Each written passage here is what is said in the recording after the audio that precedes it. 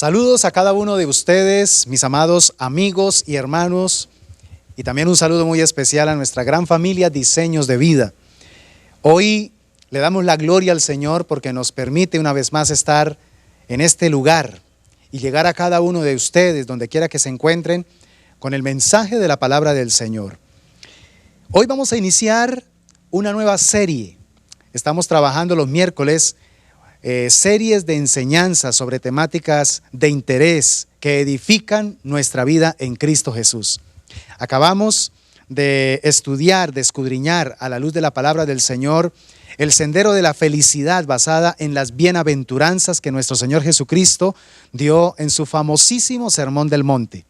A partir de hoy, vamos ahora a enfocarnos en otra serie maravillosa. La he titulado El fruto del Espíritu. Y vamos a mirar esas 9 expresiones del fruto del Espíritu Santo que están descritas de una manera muy clara allí en Gálatas capítulo 5, versículos 22 y 23. Así que va a ser una experiencia edificante. Estoy convencido que Dios va a fortalecer nuestra fe, porque cuando hablamos del Espíritu Santo y de su fruto, estamos hablando del carácter de Cristo operando en nosotros. Vamos a prepararnos entonces para que la palabra del Señor nos edifique, nos exhorte y nos consuele. Oremos a Dios. Padre bendito, en el nombre de Jesús queremos agradecerte porque una vez más nos concedes este honor y este privilegio para poder seguir recorriendo las páginas de la Biblia y extraer de ella esa riqueza, extraer de ella esa sabiduría, esa luz, ese entendimiento que nos hace sabios. Hoy consagramos esta nueva serie que hemos titulado El fruto del Espíritu. Permítenos, Dios, que cada uno de estos próximos 9 miércoles, si tú así lo quieres, recorrer también, Señor, esta experiencia maravillosa de cada una de las expresiones del carácter de Cristo. Si hay algo que nosotros tenemos que procurar es cada día conocer más a nuestro amado Dios a través del Dios que se ha encarnado, Cristo Jesús. Así que nos disponemos con humildad, nos disponemos con todo el corazón para recibir el consejo de tu palabra y poder también compartirlo con los demás. En Cristo Jesús, amén y amén. El fruto del Espíritu. Hoy vamos a comenzar con la primera expresión del fruto del Espíritu Santo, que es el amor. Una de las palabras más conocidas en el ámbito cristiano. Es la palabra que más se usa, y sobre todo en este tiempo que se está usando no solo de manera positiva, sino también de una manera manipuladora, para también sustentar algunas herejías y algunas malas interpretaciones sobre esta palabra tan importante en el reino del Señor. Quiero comenzar haciendo lectura de lo que dice Primera de Juan, capítulo 4, versículo 8, en la Reina Valera 1960. Dice el apóstol: el que no ama, no ha conocido a Dios, porque Dios es amor. Sé que usted ha leído este versículo cientos de veces porque es un versículo muy, pero muy común en la iglesia del Señor. Todos sabemos, por lo menos en teoría, Dios es amor. Pero ¿qué significa en realidad esa expresión tan profunda, esa expresión tan especial? Dios es amor. Así que quiero entregarle la bienvenida a cada uno de ustedes a esta nueva serie donde vamos a mirar el fruto del Espíritu Santo. En otras palabras, vamos a tener la oportunidad de empezar a escudriñar la obra espontánea que produce el Espíritu Santo de Dios en el creyente para un propósito, para reflejar la naturaleza de Cristo en cada uno de los que nos llamamos cristianos. Es muy evidente que nosotros, desde nuestra humanidad, no podemos evidenciar o manifestar las características del Espíritu Santo sin la ayuda de Él. Nosotros no podemos definitivamente hacer realidad ese fruto del Espíritu a menos que sea el Espíritu Santo quien lo produzca en nosotros. La primera expresión, que es el amor, sabemos que la palabra que se está utilizando desde el griego es la palabra ágape. Esa palabra es interesante porque desde el idioma griego, la A, que es como una negación, ¿sí? A, y la otra palabra que es gapao, habla de reunión. Lo que está diciendo estas dos palabras en su significado es que amor se está refiriendo a aquello que reúne lo que no está. Cuando hablamos de amor, estamos hablando de algunas características que están en el ser de Dios, pero que no están en nosotros. Pero que la propuesta del Evangelio es que esas características del ser de Dios sean transferidas a nosotros en nuestro carácter. Y eso solo se puede lograr a través del Espíritu Santo de Dios. No hay otra manera. A veces nos esforzamos o a veces queremos hacerlo desde nuestra estrategia y nos frustramos. Nosotros no podemos dar de lo que no tenemos. Primeramente necesitamos nacer de nuevo. Y cuando nacemos de nuevo, la vida de Jesús, la vida de Cristo, su carácter empieza también a florecer en nosotros, y ahí es donde la gente empieza a notar lo que hay en nosotros. Ahora, porque Cristo vive en nosotros, la manifestación del fruto del Espíritu empieza a evidenciarse. Por esa razón es que debemos entender que no podemos estar separados de nuestro amado Cristo, porque si estamos separados de Él, nada, absolutamente nada podemos hacer. Debemos entonces unir nuestra vida a la de Cristo, como está unido el pámpano a la vid.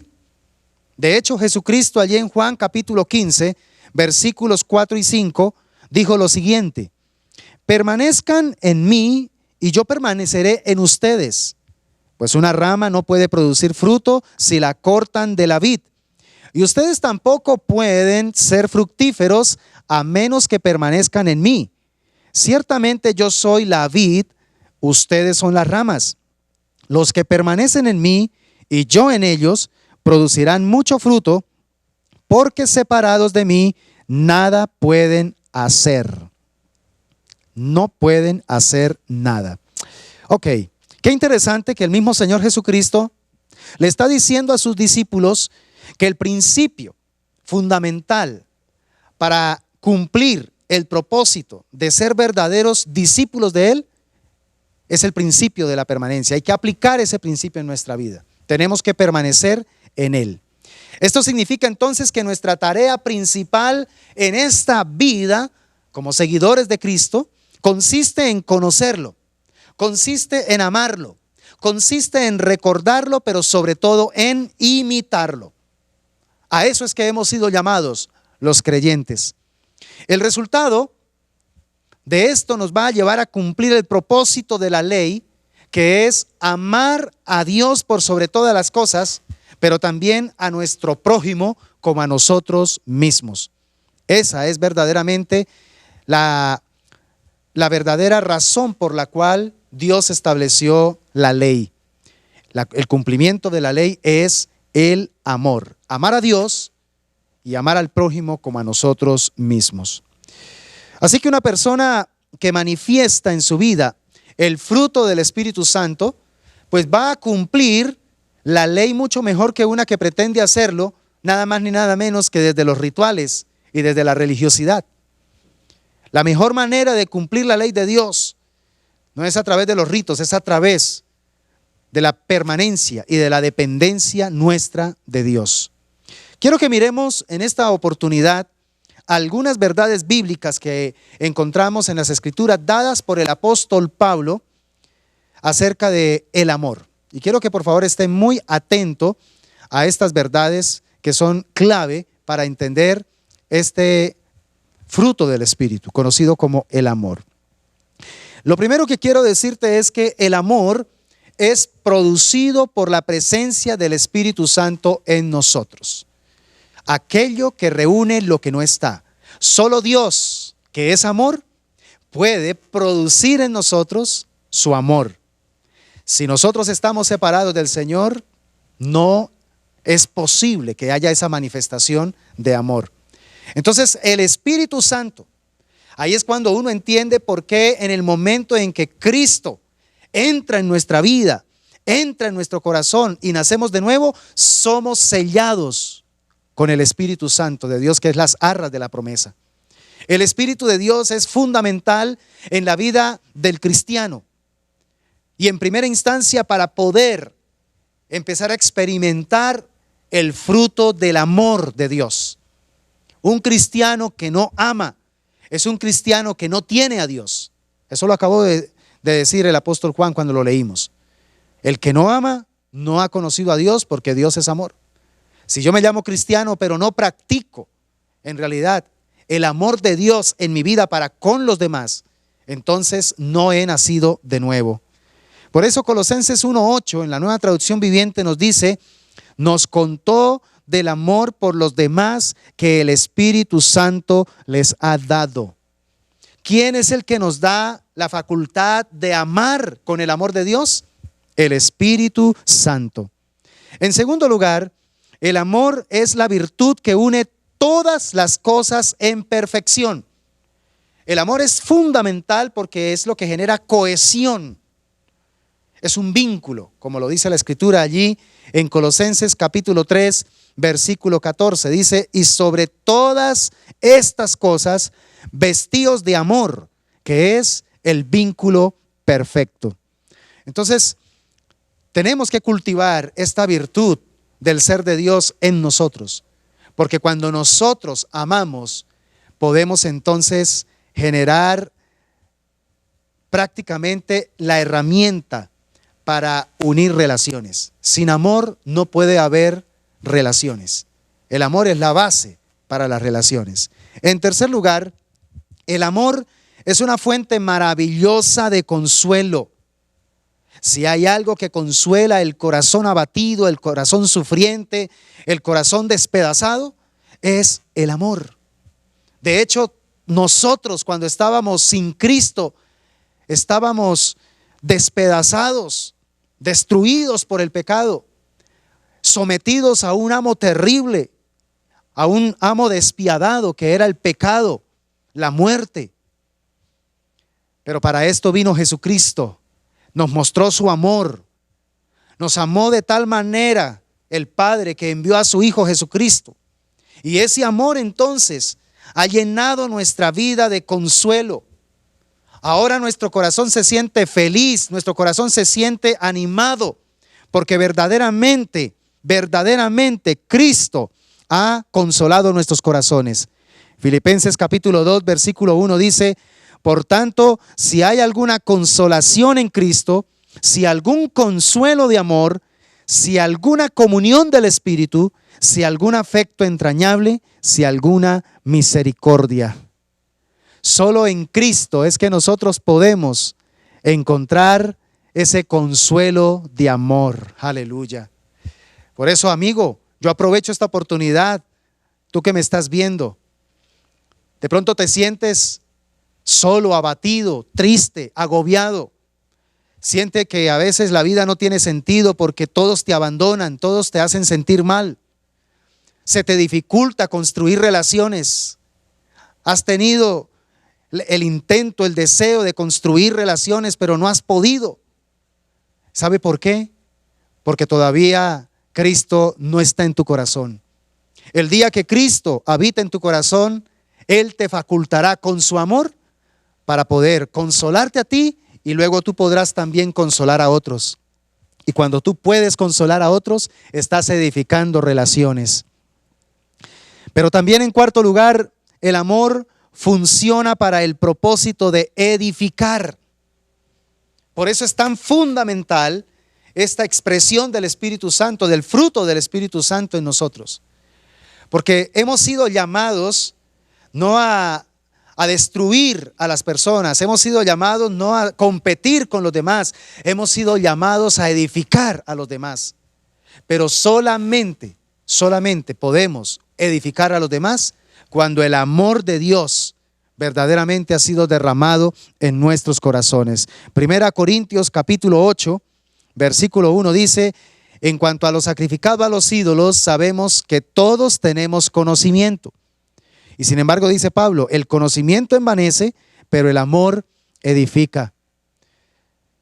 Lo que hace que el Evangelio, que es la revelación del conocimiento de la verdad de Dios, tenga sentido y tenga el poder transformador en la vida de las personas, es porque ese conocimiento está sobre la base del amor.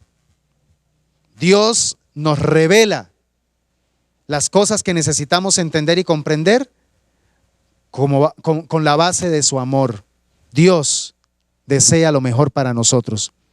Así que 1 Corintios capítulo 8 versículo 1, lo leímos, tiene que ver con lo sacrificado a los ídolos. Pablo le está diciendo, miren, ya tenemos un conocimiento sobre si esto es bueno, si esto es malo, pero más que el conocimiento lo que necesitamos es realmente caminar en amor.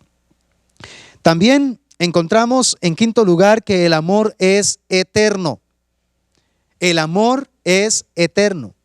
¿Esto qué significa entonces?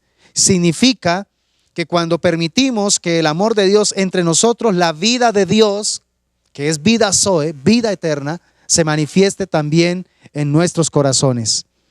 Gálatas capítulo 5, versículo 6, nos dice de la siguiente manera, es 1 Corintios capítulo 13, versículos 8 y 13.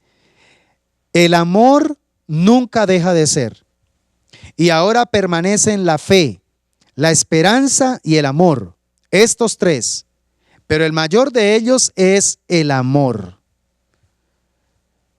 Vemos entonces la superioridad del amor, la superioridad del amor. Esa superioridad es la que nos garantiza que ahora nosotros viviremos para siempre con nuestro Señor. Cuando tú haces las cosas con el amor de Dios, estas cosas permanecen. Cuando tú te dispones a servir con amor, cuando tú te dispones a ayudar a los demás con amor, esas son las cosas que van a permanecer y que van a perdurar. Pero cuando hacemos algo ausentes de amor, esas cosas simplemente dejan de ser. También encontramos a la luz de la palabra que el amor es el motor de la fe. Presta atención a esto. El amor es el motor de la fe. Gálatas capítulo 5, versículo 6 nos dice, porque en Cristo Jesús ni la circuncisión vale algo, ni la incircuncisión, sino la fe que obra por el amor.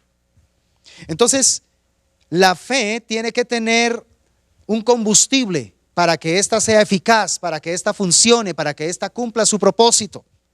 Y ese combustible es el amor. La fe que obra por el amor.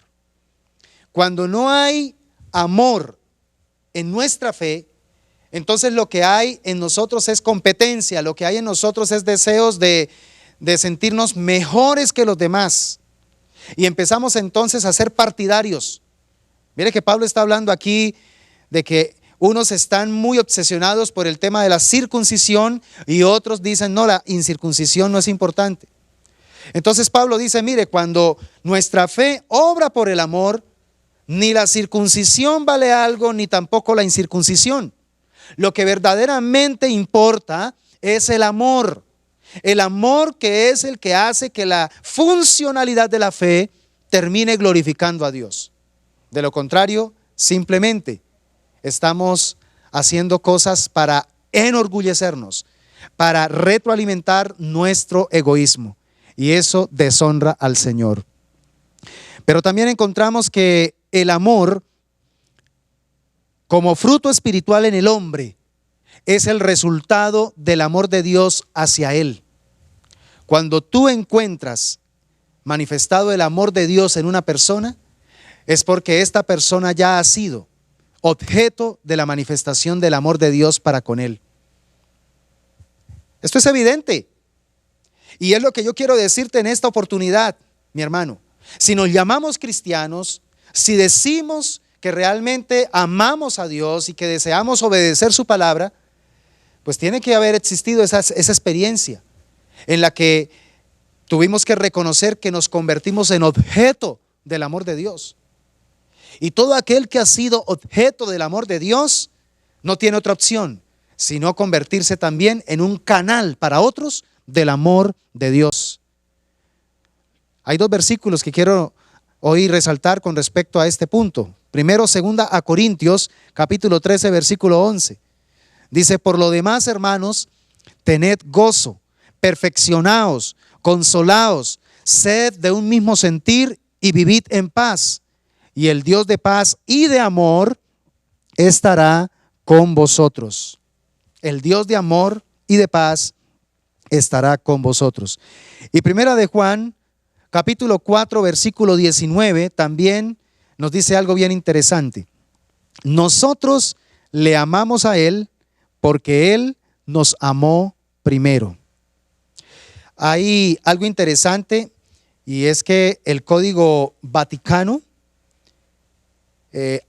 da una interpretación interesante o una traducción interesante a este texto. Y dice: nosotros podemos amar porque Dios nos amó a nosotros. ¿Entiende eso? Es algo bien interesante. Uno, si no tiene el amor de Dios, si uno no ha experimentado o no ha tenido el impacto del amor de Dios en nuestra vida, pues no va a poder amar. Y aunque pretenda amar desde sus fuerzas, eso no será amor. Eso será expresión de algún afecto humano, pero que siempre quedará corto y que terminará desembocando en el egoísmo.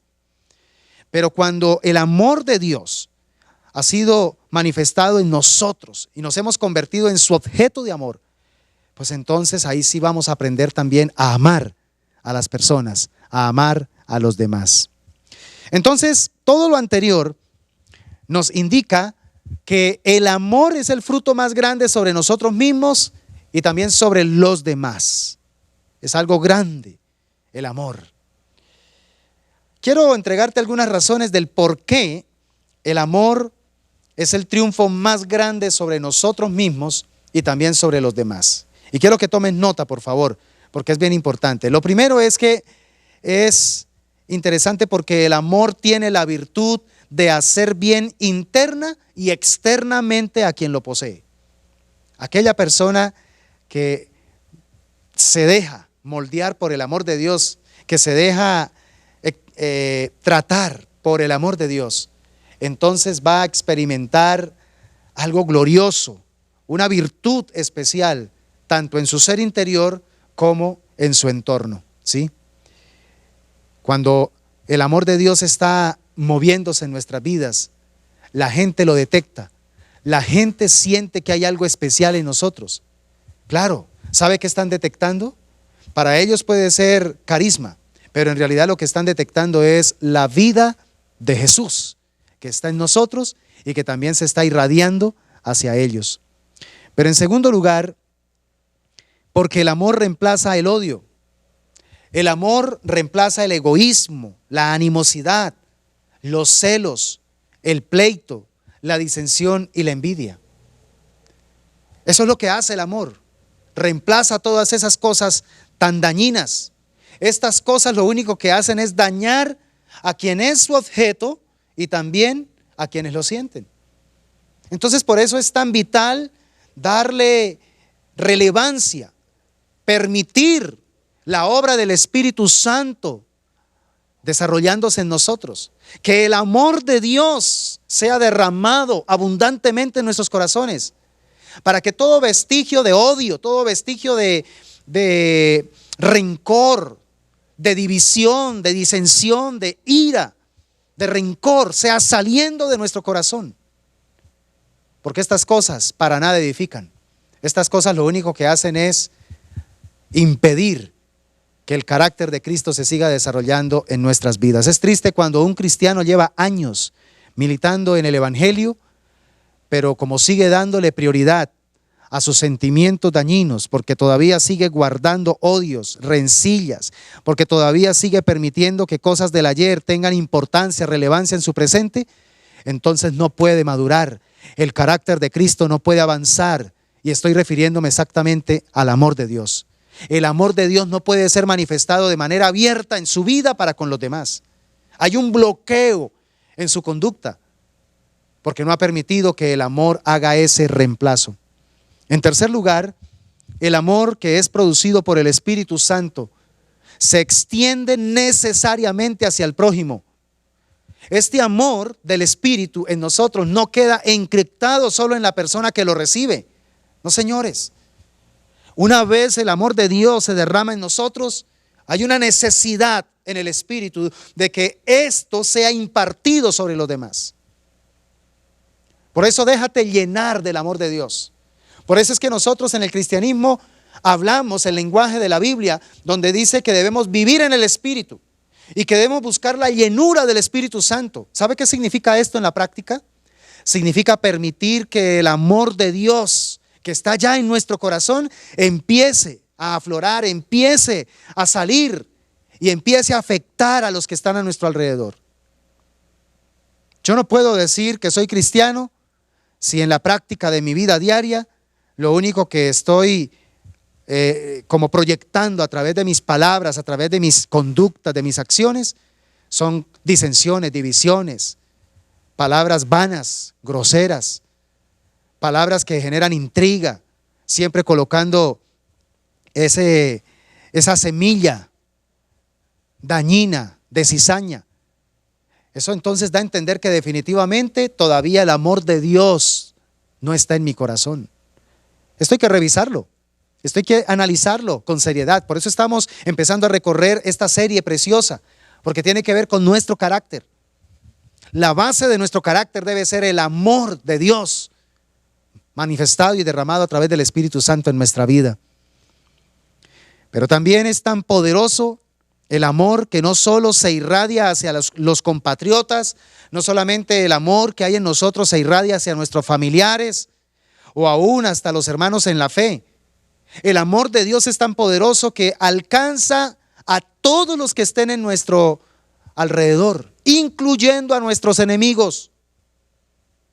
Nuestro amor tiene que afectarlos a ellos también, a nuestros enemigos.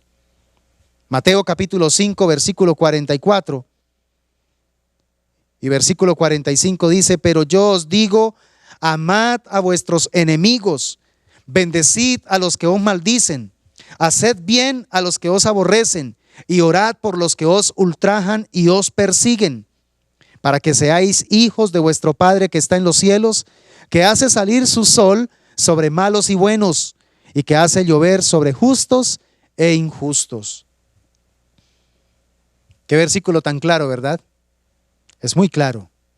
Así como Dios no hace acepción de personas y a pesar de nosotros, Él tiene misericordia y derrama de su amor para con todos, ese es nuestro llamado cristiano.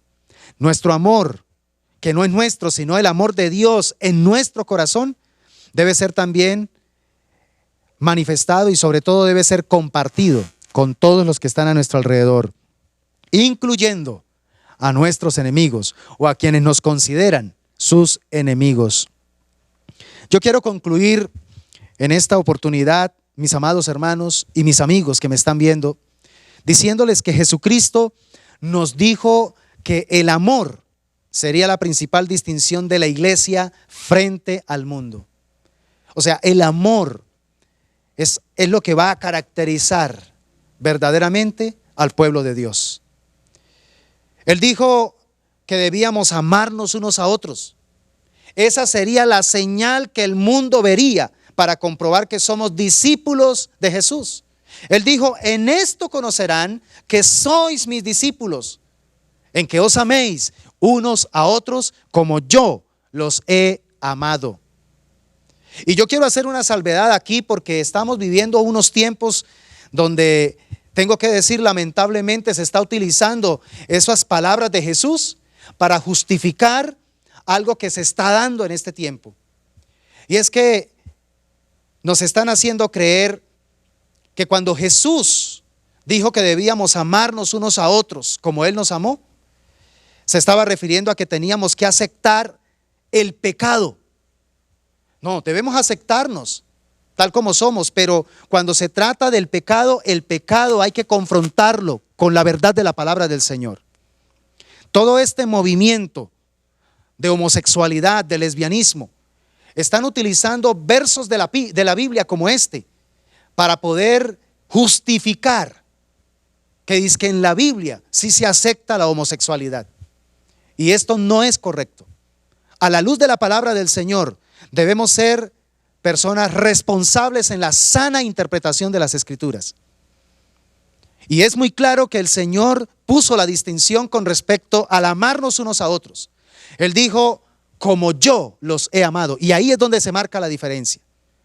Si el Señor hubiera dicho, ámense unos a otros y en esa manera es como el mundo va a conocer que ustedes son mis discípulos, listo, está bien. Pero Él hizo esa salvedad. Sí, nos dejó el mandamiento de amarnos unos a otros, pero como Él nos amó. ¿Y cómo nos amó el Señor? El Señor nos amó con la verdad. El Señor nos habló con la franqueza del diseño de la verdad de Dios. No es pensar que amar es solamente enfocarnos en los sentimientos. El amor de Dios no es solo sentimientos. El amor de Dios está basado en la verdad de lo que Él es. Y esa verdad, cuando se manifiesta en amor, entonces produce transformación. Ahora, en medio de todo esto que estamos viviendo, el mismo Señor Jesucristo presagió algo tremendo en su sermón sobre las señales del fin. Él dijo que el amor de muchos se enfriaría. Y creo que está llegando ese tiempo donde el amor de Dios se está enfriando en las personas para darle lugar al amor humano, al amor de la carne, el amor que se basa en pasiones, el amor que se basa en lujuria, el amor que se basa en concupiscencias. El Señor dijo que el amor que se iba a enfriar era el amor que se basa en el mandamiento que Él nos dejó, en el mandamiento de ser como Él, de actuar conforme a la verdad del Señor. Mateo capítulo 24, versículos 12 al 14 lo dice: abundará el pecado por todas partes y el amor de muchos se enfriará. Pero el que se mantenga firme, óigame bien esto, el que se mantenga firme hasta el fin será salvo.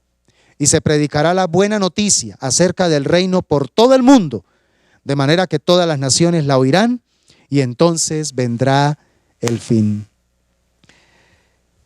Llamo la atención, amada iglesia, y también a mis amados amigos con respecto a esta primera expresión del fruto del Espíritu Santo, porque es la más importante, es la base de todo lo demás que vamos a estar estudiando en los próximos miércoles.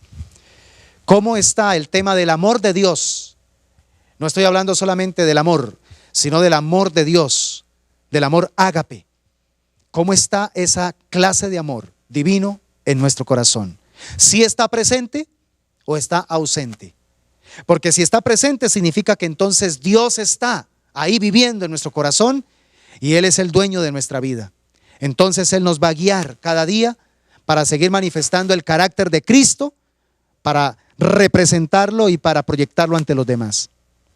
Pero si ese amor se está enfriando, si ese amor está empezando a desvanecerse, ojo, prestémosle atención, porque significa que entonces estamos desechando la gracia de Dios, estamos desechando la misericordia y el favor de Dios sobre nuestras vidas, y podemos correr el riesgo entonces de estar recorriendo un camino completamente erróneo, completamente equivocado, que es lo que lamentablemente estamos empezando a ver en muchos sectores de la iglesia del Señor Jesucristo. Oremos a Dios. Padre nuestro que estás en el cielo, glorificamos tu nombre en este momento y te agradecemos por esta experiencia de poder revisar a la luz de la palabra el fruto del Espíritu conocido como el amor. Señor, esta palabra es poderosísima en el ámbito cristiano. Esta palabra tiene un sentido exponencial para nuestra fe. De hecho, hoy mirábamos que el motor de la fe es el amor de Dios. Si el amor de Dios está en nosotros activo, nuestra fe podrá avanzar y nuestra fe podrá cumplir el propósito por el cual Dios nos permite usarla. Mira, mi Dios, yo quiero pedirte que las cosas que hoy nos has hablado podamos empezar a revisarlas, podamos empezar a mirar cómo nos encontramos con respecto al tema del amor de Dios en nuestro corazón. La Biblia nos dice que en los últimos tiempos, antes de que Cristo regrese por su iglesia, el amor de muchos se va a enfriar. Y se está refiriendo es al amor de Dios. Y la manera para que se enfríe el amor de Dios en el corazón humano es cuando empieza el ser humano a darle más valor a otra clase de amor. A ese amor que tiene como base deseos egoístas. Ese amor que está buscando siempre la autogratificación, que busca siempre servirse del otro, donde verdaderamente se pierde el afecto natural para poder seguir retroalimentando lujurias, concupiscencias, bajas pasiones. Esa clase de amor está pretendiendo tomar fuerza en este tiempo para opacar el verdadero amor que hemos sido llamados a retroalimentar en nuestra vida y compartir con los demás. El mandamiento de Jesucristo es muy claro para poder evidenciarle al mundo que somos discípulos de Él. Y es que tenemos que amarnos unos a otros como Cristo nos amó a nosotros. No como nosotros pensamos que debemos amar o como queremos amar a los demás, no, sino como Cristo nos amó a nosotros. Ese es el mandamiento nuevo que el Señor nos entregó. Y como es un mandamiento, tenemos que someternos a su diseño, tenemos que someternos a su voluntad. Así que hoy te pedimos, mi Señor, que si estamos fallando en este mandamiento de amar al prójimo como tú nos has amado a nosotros, ayúdanos, Señor, a corregir esa conducta y empezar a reconstruir en nuestro corazón el verdadero amor de Dios para poder también proyectarlo y también compartirlo con los demás. Solo el amor de Dios es el que verdaderamente va a edificar sanas relaciones para con el prójimo. Cualquier otra clase de amor que el hombre mismo proclama y que de pronto justifica, terminará haciendo daño a las relaciones humanas, porque con el tiempo nos daremos cuenta que ese amor siempre será egoísta.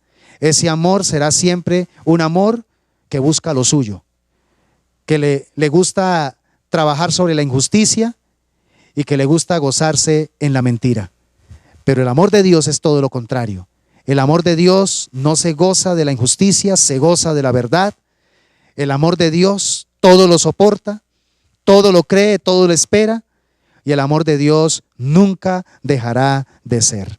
Gracias, bendito Rey, por la palabra hoy recibida, y creemos, mi Señor, que a través de ella tú vas a cumplir ese propósito precioso de edificación en cada corazón. En Cristo Jesús, amén y amén.